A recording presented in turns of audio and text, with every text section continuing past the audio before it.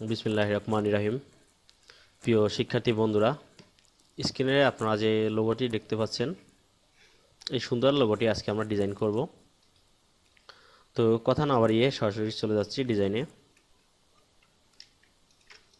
Keyboard থেকে control N button press করে একটি ডকুমেন্ট নিয়ে নেব, আর এই কালারটা অবশ্যই আরজিবি নিয়ে নেব।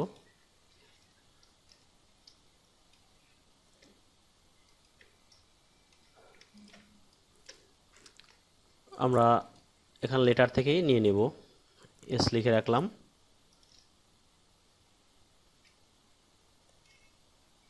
ওকে,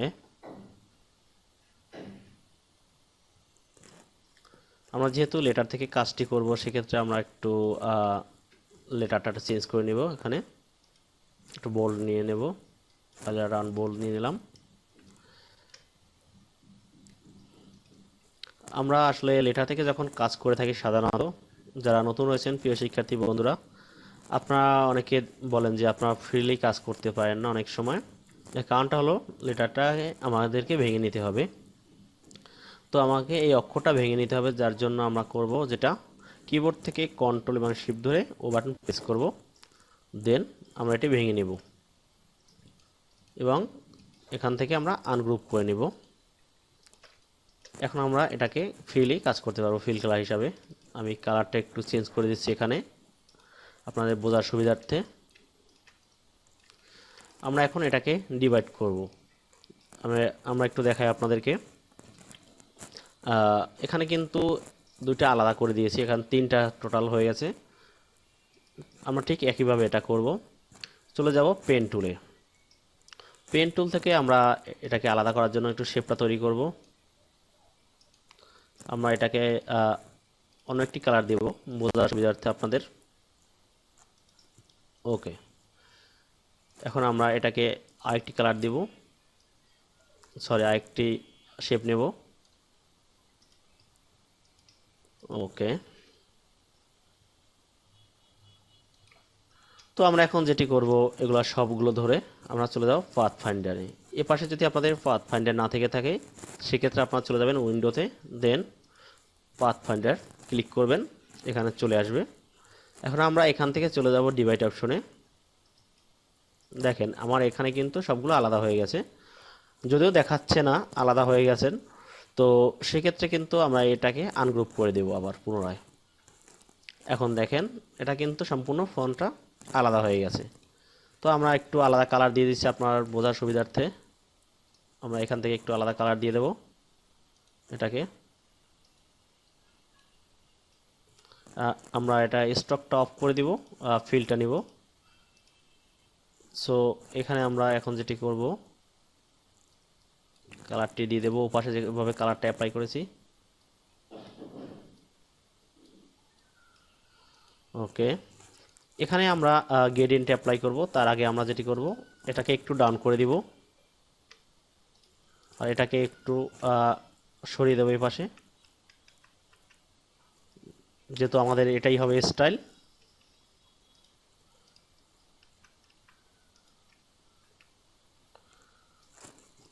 তো আমরা এখানে এই পাশটায় গ্রেডিয়েন্ট অ্যাপ্লাই করব। তার জন্য আমরা এখানে চলে যাব গ্রেডিয়েন্টে। তো উইন্ডো থেকে আমরা পুনরায় গ্রেডিয়েন্টটি নিয়ে নেব, যেহেতু আমার এখানে শো করতেছে না। ওকে, আমরা এখানে কালার অ্যাপ্লাই করব এভাবে। এখান থেকে আমরা কালারটি নিয়ে নিলাম আর এপাশে অন্য একটি কালার অ্যাপ্লাই করব। তার জন্য আমরা এখান থেকে নিয়ে নিলাম এটিও কালারটি। প্রিয় শিক্ষার্থী বন্ধুরা, আমি একটু জুমটা কমিয়ে দেখাই আপনাদেরকে। আমরা এটাকে ঘুরিয়ে এই পাশে দিয়ে দেব, তার জন্য আমরা ধরে এইভাবে টান দিব।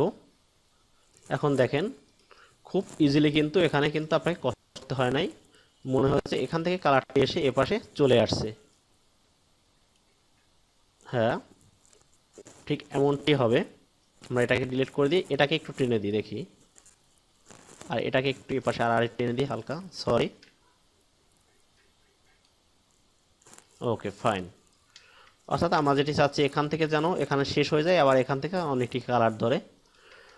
তো আমরা এখন যেটি করব, এখানে আবার গ্রেডিয়েন্টে অ্যাপ্লাই করব।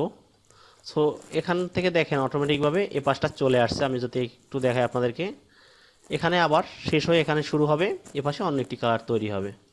তো আমরা যেটি করব এখানে আবার অন্য একটি কালার অ্যাপ্লাই করব। এখানে আমরা এই কালারটি অ্যাপ্লাই করেছিলাম, সো আমিও এটাকে এই কালারটি অ্যাপ্লাই করব এখন। Okay fine.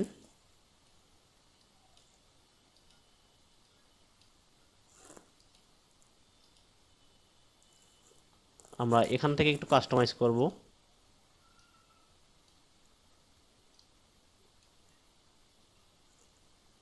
ওকে,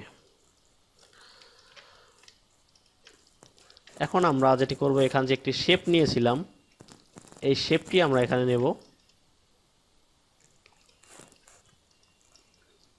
এই শেপটি আমরা এপাশে নেব।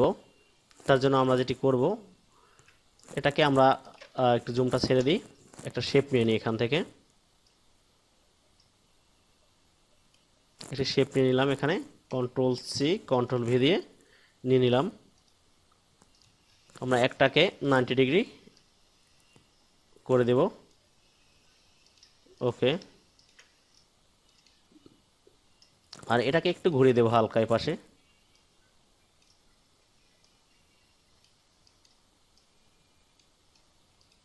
এখানে আমরা এই অ্যাঙ্গেলটি করব এখানে। তো প্রিয় শিক্ষার্থী বন্ধুরা, এখন আমরা এটাকে সেট করব। তাহলে কিভাবে আসুন, এই অ্যাঙ্গেলটুকু কেটে দেব। তো আমরা দুইটাকে ধরলাম, চলে যাব এখানে শেপ বিল্ডার টুলে। কিবোর্ড থেকে অল ধরে এই যে এক্সট্রা অংশটুকু আছে আমরা এটুকু মাইনাস করে দিব। এখন কিন্তু আমাদের এটা কিন্তু অ্যাঙ্গেল শেপে তৈরি হয়েছে। তবে আমাদের এখানে কিন্তু একটি কাজ রয়ে গেছে, আমাদেরকে দুইটা এক করতে হবে। তার জন্য আবার পুনরায় চলে যেতে হবে পাথফাইন্ডারে। এখানে এবার আমরা এখানে ডিভাইড করব না, এগুলো সব এক করে দিব। দেখেন আমাদের এটা কিন্তু সম্পূর্ণ এক হয়ে গেছে। তার আগে আমার কিন্তু একটি কাজ করতে হবে।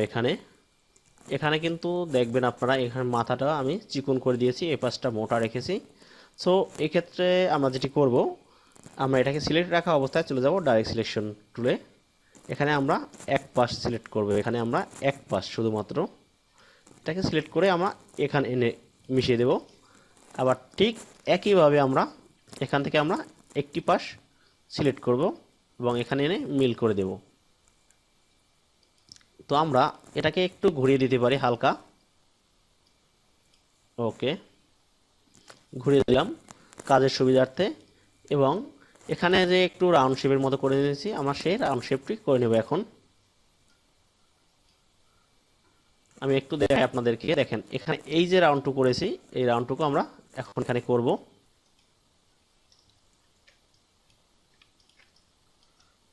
আমরা এখন যেটি করব, এখানে আমার সেই পছন্দের গ্রেডিয়েন্ট অ্যাপ্লাই করব।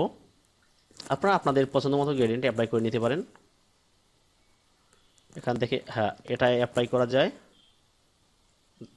ডাইরেক্ট সিলেকশন টুলে নিয়ে নিই, আর এই পাশটা এটা নট ব্যাড। তো আমরা এখন যেটি করব, এখানে আমরা এভাবে এটা টেনে দেব, যাতে আমাদের আসলে মন মতো আমরা গ্রেডিয়েন্টটা নিতে পারি। এপাশে ধরে টান দেব এভাবে। ওকে ফাইন, এটা একটু বড় করে নিব, যেহেতু আমরা এখানে ইউজ করব। আমরা এখন এটিকে সেট করব, এখানে একটু বড় করে দিই এখানে টেনে।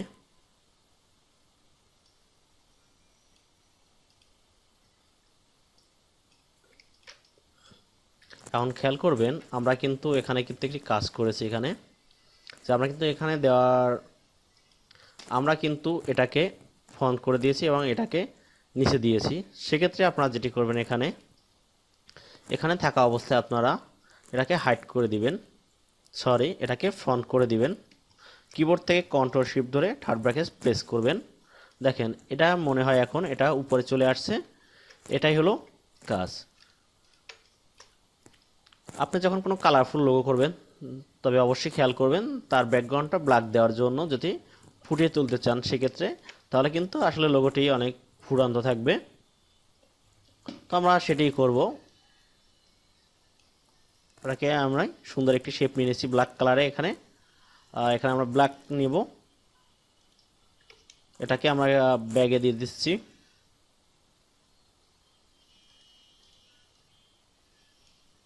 এখন দেখেন লোগোটা কিন্তু ফুটান্ত হয়েছে, এছাড়া কিন্তু একটু আগে তেমন কোনো ফুটান্ত হয়নি লোগোটা। তো যাই হোক প্রিয় শিক্ষার্থী বন্ধুরা, আপনারা হয়তো দেখে বুঝতে পেরেছেন যে একটি কিভাবে লোগোকে কাস্টমাইজ করে তৈরি করতে হয়। এখন একটি মানানসই লোগোতে পরিণত হয়েছে। তো আপনাদেরকে আমি অবশ্যই বলবো, অবশ্যই আমার চ্যানেলটি সাবস্ক্রাইব করে সাথেই থাকুন। আপনাদের একটি সাবস্ক্রাইব কিন্তু আমাদেরকে আরও ভিডিও বানাতে উৎসাহিত করে। আর আমি তাছাড়া চেষ্টা করি ব্যক্তিগতভাবে অবশ্যই আপনাদের সঠিক তথ্য দিয়ে সহযোগিতা করার জন্য এবং পুরো ডিজাইন ক্লাসটি কমপ্লিট করার জন্য একে একে করে। তো যাই হোক প্রিয় শিক্ষার্থী বন্ধুরা, ভালো থাকুন সবাই। আল্লাহ হাফেজ।